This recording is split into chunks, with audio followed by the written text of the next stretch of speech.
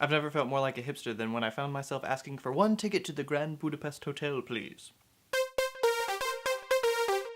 So Grand Budapest Hotel is the new film from director Wes Anderson, who brought us such quirky films as The Royal Tenenbaums and Moonrise Kingdom. So Wes Anderson usually has a very specific visual motif. Things are usually always exactly in the middle. And I can understand for some people it's too much. Every now and then there are those people who are like, oh, Wes Anderson movies look the same. And then you have a lot of people who are like, Wes Anderson who? All of his movies usually have some sort of sense of humor about them, but they are very different movies. Sometimes you get a very adult, dramatic movie that is kind of funny, like the Darjeeling Limited, and sometimes you get a quirky family animated movie like Fantastic Mr. Fox. And Grand Budapest Hotel is more of a fairy tale style comedy. It's a period film and supposedly based on true events, but there are elements of it that go well outside of the realms of reality. But a lot of those elements have to do with the fact that this is very much a farcical comedy, which Wes Anderson doing farce, I'm all on board for. Ralph Fiennes plays a concierge at a very ritzy hotel known as the Grand Budapest Hotel, located in the European Alpines at the turn of the century. He's the kind of guy who loves his job and is great at his job. He can get anything for anyone. He's also somewhat of a seducer of elderly women, but he's not really a despicable character either. He's passionate and he's funny and he's flawed. He takes on an apprentice, a bellboy, who is narrating the story. Basically, an elderly woman is murdered and Ralph Fiennes is framed for the murder and he has to prove his innocence. Ralph Fiennes is really funny in this. In fact, I think it may be my new favorite character in a Wes Anderson movie. F. Murray Abraham is the narrator and he's telling the story to Jude Law, who is also kind of narrating the story. I gotta say, F. Murray Abraham and Jude Law could probably take over the world with their narrating skills. Adrian Brody plays a villainous character and he has Willem Dafoe as his muscled assassin, who is one of the funniest parts in this entire movie. Also Jeff Goldblum, Bill Murray, Edward Norton, Owen Wilson, Harvey Keitel, and Tilda Swinton in some of the most impressive old people makeup I've ever seen. You can just tell that Wes Anderson loves this time period. And you kind of get a nostalgia for a time and place that you almost never even knew existed. It's charming, it's funny, it's whimsical, it has sort of a bittersweet taste at the end. Now, if you're tired of Wes Anderson's style, this isn't going to be something new and fresh for you. But if you're tired of the Wes Anderson style of movie making, then just go see literally anything else. You know what? I'm tired of seeing movies with mindless, numbing CGI explosions every 5 seconds, so I don't go see those movies very much. The movie has really funny and interesting characters, and I loved every second of it, so I give it an A. There's also a clever nod to the old school style of movie making with changing aspect ratios. Wrigley, did you like the film?